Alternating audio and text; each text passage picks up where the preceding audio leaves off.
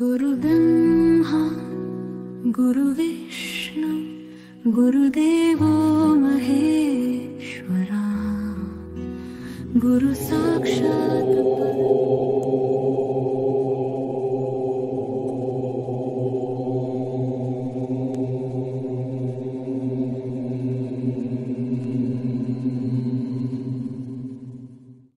অদ্ভুত এই জগৎ বস্তু দিয়ে গঠিত নয়, চেতনার আলোয় গঠিত এক বহুমাত্রিক জগৎ। এখানে সূর্য নেই, তবু চারপাশে এক ধরনের নীলাভ আভা ছড়িয়ে থাকে। শব্দ নেই, তবু অনুভূতি স্পষ্ট। গাছপালা নেই, এখানে ঘুরে বেড়ায় আলোয় গঠিত প্রাণীরা। তাদের শরীর নেই, আছে স্মৃতি ও অনুভূতির এক মিশ্রিত অস্তিত্ব। তারা কথা বলে না, চেতনার তরঙ্গে যোগাযোগ করে। এখানে কারো জন্ম হয় না, শুধু নতুন যাত্রার প্রস্তুতি। পূর্বজন্মের স্মৃতি পর্যালোচনা করে কর্মের ভিত্তিতে পুনর্জন্মের প্রস্তুতি। এখানে আত্মারা বিশ্রাম নেয়, এখানে সময় থমকে থাকে, দিন বা বছর নেই। এখানে কোনো শাস্তি নেই। এটা একটা অন্তর্বর্তী জগৎ, পরবর্তী জীবনের প্রস্তুতি নেওয়ার জগৎ। আর কেউ কেউ এখানেই থেকে যায়। আজ বলবো সে ভিন্ন মাত্রার জগতের কথা, যেখানে আমাদের সকলকেই যেতে হবে একদিন। হয়তো কেউ ফিরে এসে শোনাতে পারবেন সেই অদেখা, অচেনা, অদ্ভুত জগতের কথা। হয়তো কেউ পারবেন না, কেননা সেখানে গেলে আর ফেরা যায় না। এটাই মিথ্যা কথা। সেখানে যায় শুধু ফেরার জন্যই। পুনর্জন্মের চক্রে যারা আবদ্ধ, তাদের কাছে সেই জগৎ বিশ্রামের জগৎ, সাময়িক বিশ্রাম। কিন্তু কতক্ষণের বিশ্রাম, কত দিনের বিশ্রাম, কত বছরের বিশ্রাম, সেটা কিন্তু বলা যাবে না অতি সহজে। সেই জগতের, সেই অদেখা জগতের কথা কিন্তু আগেই শুনিয়ে গেছেন বহু সাধারণ মানুষ এবং ভারতীয় সাধকরা। সাধারণ মানুষদের অনেকেই সাময়িক মৃত্যুতে উঁকি মেরে দেখে ফেলেছেন সেই জগতের সামান্য কিছু, আর পূর্ণভাবে সেই জগৎকে দেখেছেন ক্রিয়াযোগী সাধক যুক্তেশ্বর গিরিজি।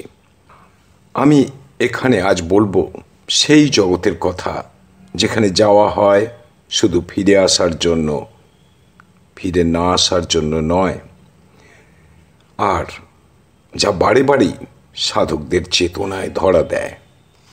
সমস্ত অনুষ্ঠানটি মন দিয়ে দেখুন। যদি ভেবে থাকেন পরলোক বলে কিছু নেই, সবই কল্পনা, তাহলে অপেক্ষা করতে হবে সেই দিনটার জন্য, যেদিন আমরা ফিরে যাব সেখানে, আর মিলিয়ে নেব আজকে আমার বলে যাওয়ার কথাগুলো, যা আমার সাধনার বিষয়, আর সর্বোপরি ক্রিয়াযোগী সাধক যুক্তেশ্বর গিরিজি নিজ মুখে তার শিষ্য পরমহংস যোগানন্দকে যে কথাগুলো বলে গিয়েছেন, সেগুলো মিলিয়ে নিতে পারি সেদিন। ভালো লাগলে শেয়ার করুন, মন্তব্য করুন। যুক্তেশ্বর গিরিজি বলেছেন, আত্মার এই জগতে আত্মারা ইচ্ছামাত্র বর্ণোজ্জ্বল আত্মিক দেহ ধারণ করতে পারে। এই আত্মিকদের মুখ আর দেহ তাদের শেষ জড়দেহের অবিকল প্রতিলিপি। তার কথায় আত্মিক বা পারলৌকিক জগৎ আলো আর বর্ণের বিভিন্ন সূক্ষ্ম স্পন্দনে গঠিত, আর সেটা এই জড়জগৎ থেকে শত শত গুণ বড়। ওই জগৎ এখানকার চেয়ে অনেক সুন্দর, পরিচ্ছন্ন, পবিত্র ও সুশৃঙ্খল। পৃথিবীর মতো সেখানে নেই পরিবর্তনশীল জলবায়ু বা ঋতু। এটা যেন চিরবসন্তের দেশ। এই জগতে কিছুকাল বিশ্রামের পর আত্মা আবার জড়জগতে ফিরে আসে আরও শিক্ষা, আরও সাধনার জন্য। তবে যুক্তেশ্বর গিরিজি যে গুরুত্বপূর্ণ কথাটি আজ থেকে 100 বছরেরও বেশি সময় আগে বলে গিয়েছিলেন, সেটা হলো এই জগৎ ত্রিমাত্রিক, আয়তন বিশিষ্ট, পঞ্চ ইন্দ্রিয় গ্রাহ্য জড়জগতের মতো নয়। এখানে রয়েছে নানা স্তর। ভিন্ন ভিন্ন কর্মের আত্মারা ভিন্ন ভিন্ন স্তরে বিরাজ করে। তার কথায় এই জগৎ বহুমাত্রিক। উচ্চ স্তরে পৌঁছে যাওয়া আত্মারা নিম্ন স্তরের আত্মাদের সঙ্গে যোগাযোগও করতে পারে না। দেখুন দর্শক, আমার এই কথাগুলো আপনাদের কাছে অবাস্তব মনে হবে। ভাববেন ওসব পুরাণ যোগীদের কথা সব কল্পনা। তাহলে বলি, বর্তমানে কসমোলজিস্টরা আমাদের এই সৌরজগতের বাইরে ভিন্ন ভিন্ন আলোকবর্ষ দূরে ভিন্ন ভিন্ন গ্যালাক্সিতে আবিষ্কার করেছেন অসংখ্য এক্সোপ্ল্যানেট, যাদের নাম দেওয়া হয়েছে পৌরাণিক দেবতা, দার্শনিক, কাল্পনিক চরিত্রের নামে। কেন বিজ্ঞানীরা ওই সমস্ত গ্রহের পৌরাণিক নাম রাখলেন বৈজ্ঞানিক নামের পাশাপাশি? ভেবে দেখেছেন? বিজ্ঞানীরা কেন মঙ্গলের নাম দিয়েছিলেন মার্স?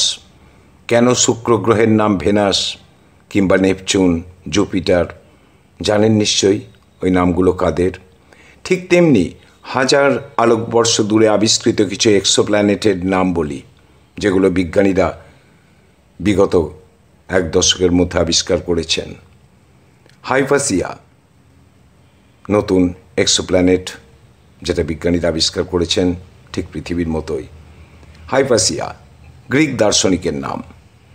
অ্যামেটেরু জাপানি সূর্যদেবীর নামে।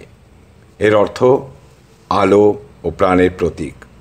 ফোবেটর গ্রিক স্বপ্ন দেবতা, অর্থ ও দুঃস্বপ্নের প্রতীক। লিচ ফ্যান্টাসি চরিত্র, তার নামেই নাম রাখা হয়েছে গ্রহটির। এর অর্থ হল মৃত্যুর পরেও অস্তিত্ব। কেন দিলেন তারা এই ধরনের নাম? কোথাও তো একটা বিশ্বাস আছেই, মানুষ তো তার সৃষ্টিকর্তা নয়, আর এই জগতেরও নয়। তাই বুদ্ধিমান ব্যক্তিরা জানেন এমন কিছু আছে যা আমাদের জ্ঞানের ও দৃষ্টিসীমার বাইরে। প্রশ্ন উঠতে পারে, এই জগৎটা কি একটা আধ্যাত্মিক রূপ, নাকি সাহিত্যিক প্রতীক, যেখানে মানুষ তার আত্মজিজ্ঞাসা ও আত্ম উন্নয়নের কথা বলে, নাকি এক বৈজ্ঞানিক কল্পনা যেখানে চেতনার শক্তি পদার্থের চেয়ে বেশি গুরুত্বপূর্ণ? এই আত্মজগতের বাসিন্দা আত্মিকরা তাদের পূর্বজন্মের স্মৃতি বহন করে। স্মৃতিগুলো সংরক্ষিত থাকে আগামী জন্মের জন্য প্রয়োজনীয় শিক্ষা হিসাবে। কেউ কেউ অন্য আত্মাদের স্মৃতি অনুভব করতে পারে। একে বলা হয় সম্মিলিত আত্মস্মৃতি। আত্মজগতে আত্মাদের কয়েকটি শ্রেণীতে ভাগ করা হয়েছে দার্শনিকদের মতে। প্রবেশক আত্মা, যারা সদ্য এসেছে। জ্ঞান সত্তা, স্মৃতি পুনরুদ্ধারকারী ও আত্মবিশ্লেষণে পারদর্শী এই আত্মারা। আলোক পথিক বা লাইট সোল, যারা অন্য আত্মাদের পথ দেখায়, পুনর্জন্মের দিশা দেয়। নির্বাণাসন্ন আত্মা, যারা পূর্বজন্মের চক্র থেকে মুক্তির দ্বার প্রান্তে। মনে রাখবেন, জীবনচক্র মানে শুধু জন্ম ও মৃত্যু নয়, আত্মার বিবর্তনের চক্র। প্রশ্ন করতে পারেন, এই আত্মালোকে আত্মা কতদিন থাকে? বলি, এই প্রশ্নের উত্তর কিন্তু সময় দিয়ে মাপা যায় না, চেতনার গভীরতা দিয়ে মাপতে হয়। কারণ এখানে দিন বা বছর নেই। আত্মা যতক্ষণ না তার পূর্বজন্মের শিক্ষা আত্মস্থ করে, ততক্ষণ সে আত্মালোকে থাকে। কখনো সেই সময়টা দ্রুত হয়, কখনো ধীর। কেউ হয়তো এক মুহূর্তেই উপলব্ধি করে ফেলে, কারো লাগতে পারে সহস্রাব্দ। আসলে আত্মার যাত্রা একান্তই তার নিজের। পৃথিবীতে ফেরাটা নির্ভর করে আত্মার প্রস্তুতি, উপলব্ধি ও করুণা জাগরণের উপরই। সেই কাজটা দ্রুত হলে দ্রুত ফিরে আসা, নইলে দেরি হয়। এ ব্যাপারে হিন্দু দর্শন বলছে, আত্মা দেহের মৃত্যুর পর পিতৃলোক, স্বর্গ বা নরকে সময় কাটায়, মানে বিশ্রাম নেয় পূর্বজন্মের আগে। আর এটা নির্ভর করে তার কর্মফলের উপর। কোনো কোনো মতে আত্মা 14 দিন থেকে কয়েক বছর কিংবা আরও দীর্ঘ সময় বিশ্রামে থাকতে পারে। কেউ কেউ বলে থাকেন, যতক্ষণ না পুনর্জন্মের উপযুক্ত পরিবেশ তৈরি হয়, ততক্ষণ আত্মা অপেক্ষা করে আত্মালোকে। তিব্বতীয় বৌদ্ধ দর্শন বলছে, মৃত্যুর পর আত্মা বার্ধ নামে এক অন্তর্বর্তী অবস্থায় প্রবেশ করে। এই সময়কালকে ধরা হয় 49 দিন। আসলে আত্মা তার পূর্বজন্মের কর্মানুসারে ও মানসিক অবস্থার ভিত্তিতে পুনর্জন্ম, মুক্তি কিংবা বিভ্রান্তির পথে এগিয়ে যায়।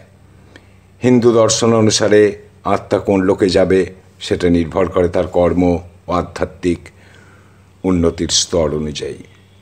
পিতৃলোক, এটা হলো পূর্বপুরুষদের আবাস। সাধারণ আত্মারা এখানে কিছু সময় কাটায়। স্বর্গলোক আনন্দময় স্তর, সৎ কর্মফল ভোগের স্থান, আর নরক পাপ কর্মের ফলভোগ। ব্রহ্মলোক সর্বোচ্চ আধ্যাত্মিক স্তর, মুক্ত আত্মারা এখানে থাকে। আর পরমধাম বা কৈবল্য, চূড়ান্ত মুক্তি, আত্মা ব্রহ্মে বিলীন হয়ে যায়। এই লোক সত্ত্বগুণে পূর্ণ এক সূক্ষ্ম স্তর, ভৌত জগতের বাইরে এক অদৃশ্য সূক্ষ্ম মাত্রা বা ডাইমেনশন দ্বারা গঠিত। বৌদ্ধ দর্শনে আত্মার কোনো স্থায়ী সত্তা নেই। চেতনার ধারাবাহিকতা এক অবস্থা থেকে অন্য অবস্থায় প্রবাহিত হয়। মনে রাখবেন, এই লোক কিন্তু নন ফিজিক্যাল ডাইমেনশন, যেখানে চেতনা পদার্থের চেয়েও শক্তিশালী। এটা স্পেস টাইমের বাইরে, যেখানে সময় ধ্যানের মতো ধীর। সব আত্মা এই লোকে কিন্তু আসতে পারে না। যারা আত্মজ্ঞান, করুণা, উপলব্ধি অর্জন করেছেন তারাই আসতে পারে। ব্রহ্মলোকে তারাই যেতে পারে যারা সৎকর্ম সাধনা করেছেন।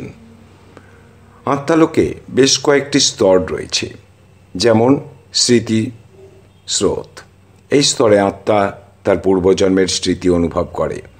আত্মপাঠ, এই স্তরে আত্মা তার ভুল, শিক্ষা ও উপলব্ধি বিশ্লেষণ করে। সম্মিলিত চেতনা স্তর, আত্মারা একে অপরের অভিজ্ঞতা ভাগ করে নেয়। আলোক নদী, আত্মা চেতনার গভীরে থাকে। নির্বাণ দ্বার, যারা পূর্ণ উপলব্ধি করেছে তারা এখান থেকে চিরমুক্তির পথে যায়।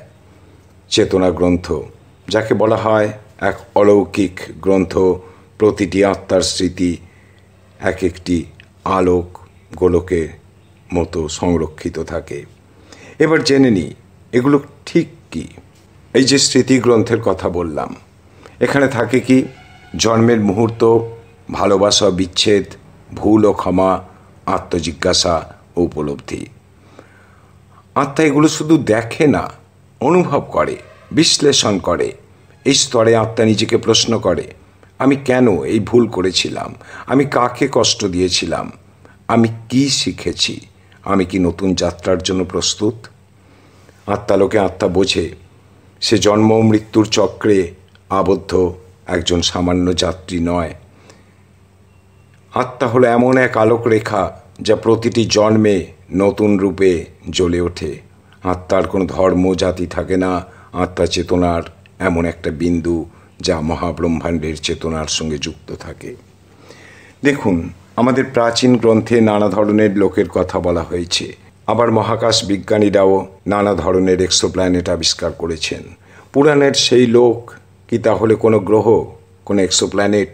আমাদের সৌরজগতের বাইরে হাজার হাজার আলোকবর্ষ দূরের কোনো গ্রহ বা লোক? সেখানে মানুষের পক্ষে পৌঁছানো সম্ভব নয়। কিন্তু আত্মা শক্তি বিশেষ, আলোক। আলোকের পথ ধরে আত্মা চলে যেতে পারে অনায়াসে সেই সমস্ত গ্রহে, যে গ্রহগুলোর কথা বলে গেছেন সাধকরা হাজার হাজার বছর আগে। নানা লোকের কথা তারা বলেছেন। সেই লোক আছে। অনেকে বলেন যে সেই লোক হয়তো ভিন্ন ডাইমেনশনে আমাদের পৃথিবীর মধ্যে রয়েছে। আবার কেউ বলেন এগুলো রয়েছে পৃথিবীর বাইরে। পৃথিবী শুধুমাত্র পরীক্ষা নিরীক্ষার জন্য একটা গ্রহ, যেখানে আত্মারা আসে তাদের শিক্ষার জন্য, তাদের ভুলগুলোকে সংশোধন করার জন্য, তারপর আবার ফিরে যায় নিজের গ্রহে। আর মৃত্যুর অভিজ্ঞতা যারা ক্ষণকালের জন্য লাভ করেছিলেন, তারা দেখেছিলেন আলোর সুড়ঙ্গ দিয়ে দ্রুত ভেসে চলেছেন তারা। মৃত্যুর পর এভাবেই কি আত্মারা ফিরে যায় আত্মালোকে? বহু প্রশ্নের উত্তরই অজানা। কিন্তু সাধন জগতে ধ্যানের প্রশান্তিতে এমন এমন ঘটনা ঘটে, সেগুলোর ব্যাখ্যা কি সাধারণ মানুষ বলতে পারবেন না। ঘুমের গভীরতায় কি আমরা কখনো কখনো পৌঁছে যাই সে আত্মালোকে? যুক্তেশ্বর গিরিজি বলে গিয়েছেন, আছে। সূক্ষ্ম লোক আছে, কারণ লোক আছে, আর অদ্ভুত সেই জগৎ যেখানে আত্মারা থেকে ভিন্ন ডাইমেনশানে, যেখানে সেই লোক ভিন্ন ডাইমেনশানে থাকে। অদ্ভুত সেখানকার প্রকৃতি, পৃথিবীর মতো নয়। সেখানে আত্মাদের জন্য শক্তির সরবরাহ আছে, আর সেই শক্তি আসে সূর্যের মতো কোনো গ্রহ থেকে। কিন্তু পার্থিব চোখে আমরা সেসব দেখতে পাই না, কারণ মৃত্যুর পরে কী আছে সেটা একমাত্র বলতে পারেন উচ্চ সাধন জগতের মানুষজন, বিজ্ঞানীদেরও জ্ঞানের সীমার বাইরে। তাই অপেক্ষা করতে হবে। কিন্তু যা কিছু বলে গেছেন উচ্চস্তরের সাধকরা, সেটা কিন্তু একটা দর্শন। আপাতত এই পর্যন্ত। আপনাদের মনে জানি অনেক প্রশ্ন উঠছে।